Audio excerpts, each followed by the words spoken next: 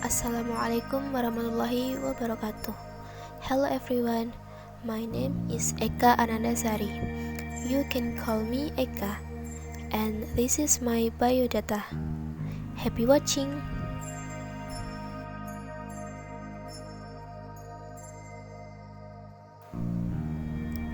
Di sini saya akan sedikit menjelaskan tentang apa yang saya pahami dari jurnal yang berjudul The Phenomenology of Edmund Husserl, Martin Heidegger, and Alfred Schott yang dipublikasi oleh Science Arena Publication dari International Journal of Philosophy and Social Psychology Science.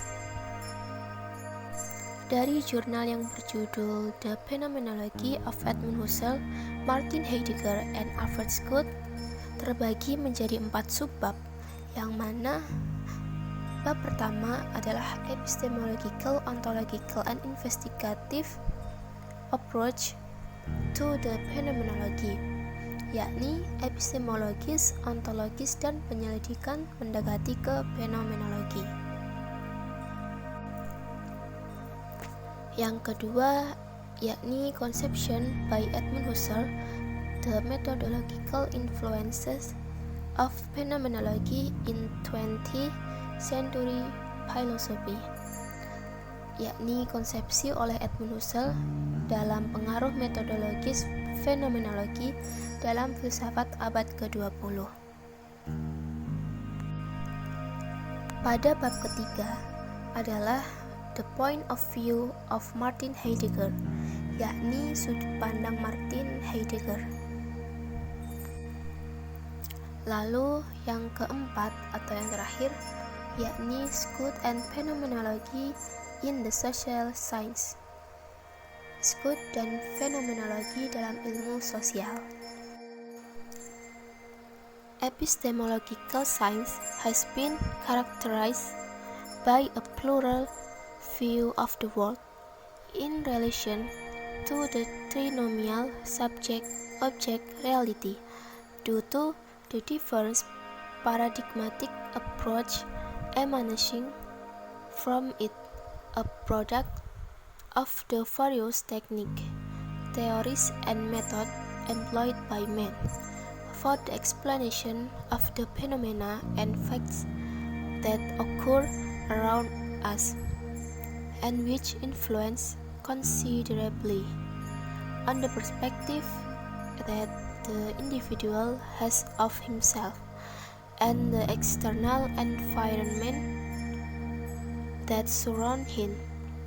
In this way, man, when trying to understand the world, conforms to his nature through the production of new ideas, scientific research.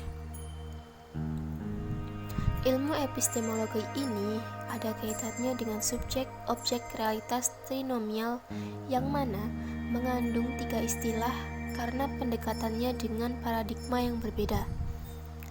Merupakan produk dari berbagai teknik, teori, dan metode yang digunakan oleh manusia. Fenomenologi adalah penjelasan tentang fenomena dan fakta yang terjadi di lingkungan sekitar yang dapat mempengaruhi cara pandang suatu individu.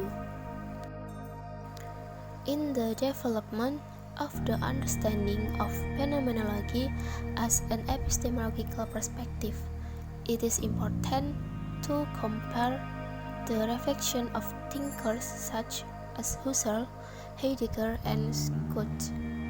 In this sense, consideration about phenomenology based on Husserl thinking are refined to as philosophy and are outlined as method. Heidegger derived the natural logic toward discovering concept and relation in raw data, with the ultimate aim of organizing them into theoretical explanatory schemes through non-quantitative procedure, which find a counterpoint in Scott's thesis, where knowledge can be interpreted in different ways.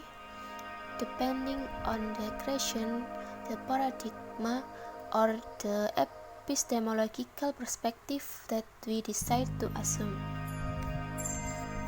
Dengan membandingkan pemikiran ketiga tokoh yakni Husserl, Heidegger, dan Scott tentang fenomenologi, Husserl memandang bahwa fenomenologi itu disebut sebagai filsafat dan dijadikan sebagai sebuah metode.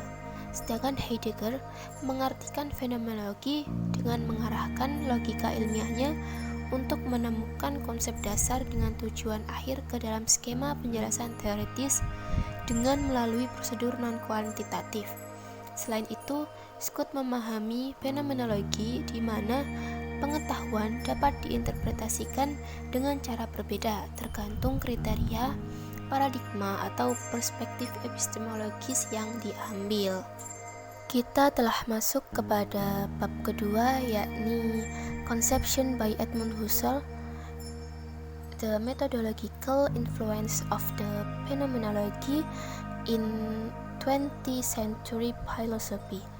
Konsepsi oleh Edmund Husserl terhadap pengaruh metodologis fenomenologi dalam filsafat abad ke-20. Phenomenology was conceived in 1913 by Husserl as a method of philosophy to describe the meaning of what is experienced as the phenomenon of consciousness. Husserl was interested in discerning what consciousness is, which, in order to analyze it, turned the object consciousness into an object science. In consciousness belong to the subject. Consciousness comes first, is in the line of Descartes, first I think, therefore I exist. Fenomenologi Husserl pada tahun 1913 sebagai metode filsafat untuk menggambarkan makna dari apa yang dialami sebagai fenomena kesadaran.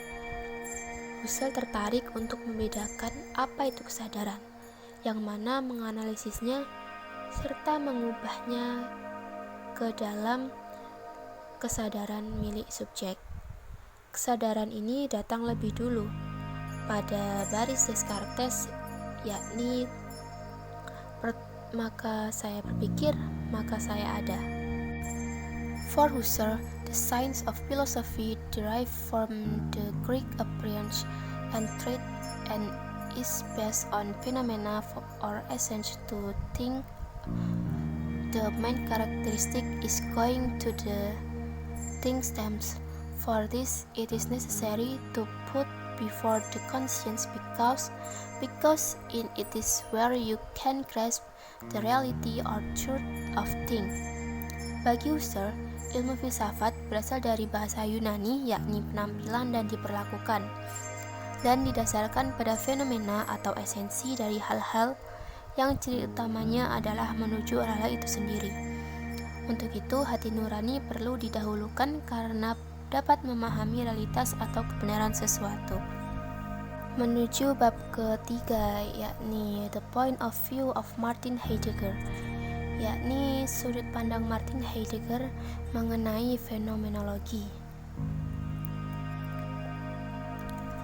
Analyzing the philosophical nature of Martin Heidegger is to try to understand the theoretical approach so as to guide the research vision of the social and human science, to seek a new way of looking at and thinking about phenomena, to act in accordance with the epistemological and methodological base of the science.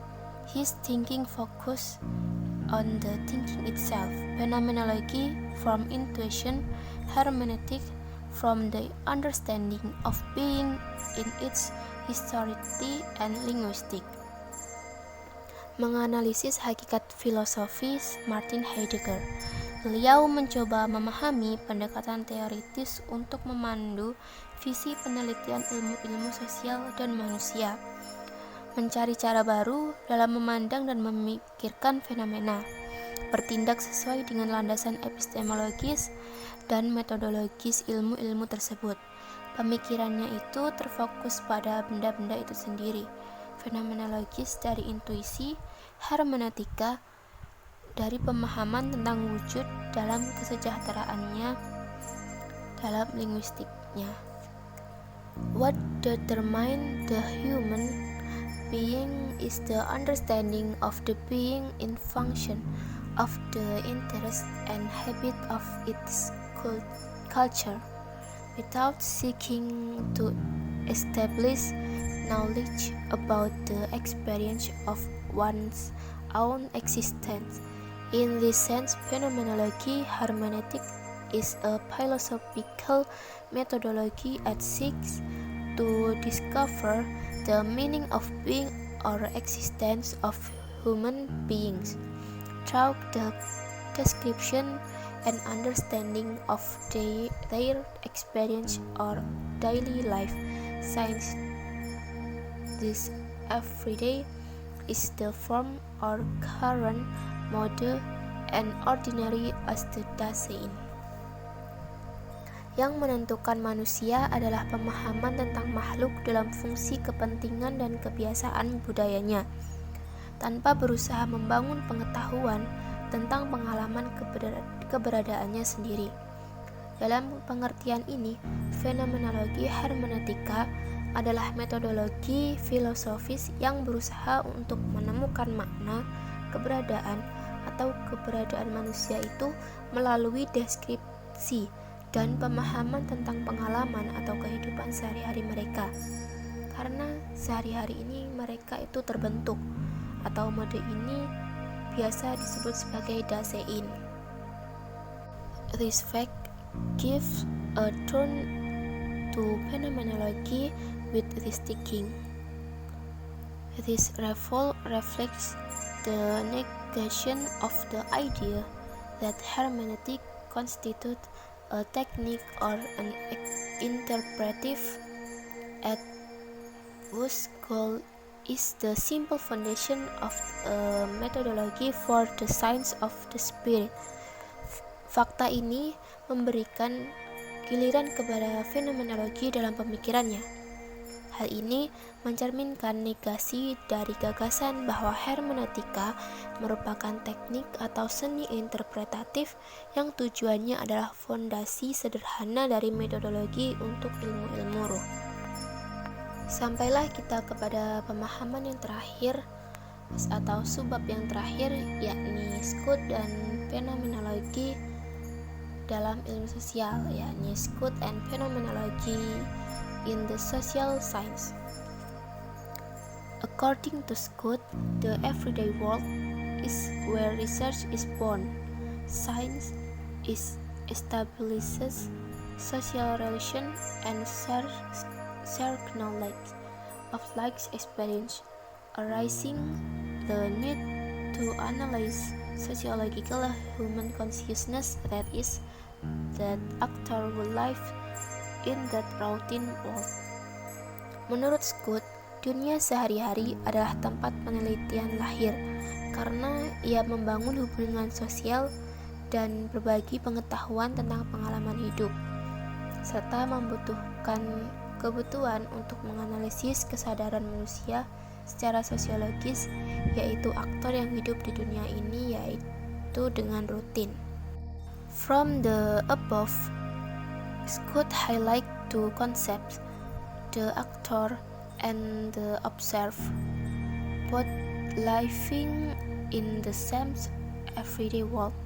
The actor comes to be the one who generates the action, and the observer who studies those actions. But the actor can at any moment pass of fulfill the role of observer, and the beyond who analyzes, and in turn the observer is who generates the action to study. That is to say, each role requires different functions, where the gnoseological domain come to distinguish the new meaning and character that the new function that the actor and observer plays. Dari penjelasan di atas, Scott memandang dua konsep aktor dan pengamat. Keduanya hidup di dunia sehari-hari dengan sama. Aktor menjadi orang yang menghasilkan tindakan dan pengamat yang mempelajari tindakan tersebut. Tetapi aktor dapat sewaktu-waktu berperan sebagai pengamat dan menjadi orang yang menganalisis, dan pada gilirannya pengamatlah yang menghasilkan tindakan untuk dipelajari. Artinya setiap peran membutuhkan fungsi yang berbeda, di mana tuntutan gnoseologi datang untuk membedakan makna dan karakter baru dari fungsi baru yang dimainkan oleh aktor dan pengamat. Mungkin cukup sekian yang dapat saya sharingkan kepada teman-teman mengenai apa yang saya pahami tentang the phenomenology dari ketiga tokoh tersebut.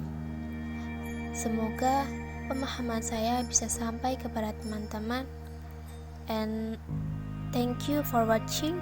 Nice to meet you. Bye bye. Wassalamualaikum warahmatullahi wabarakatuh. Terima kasih.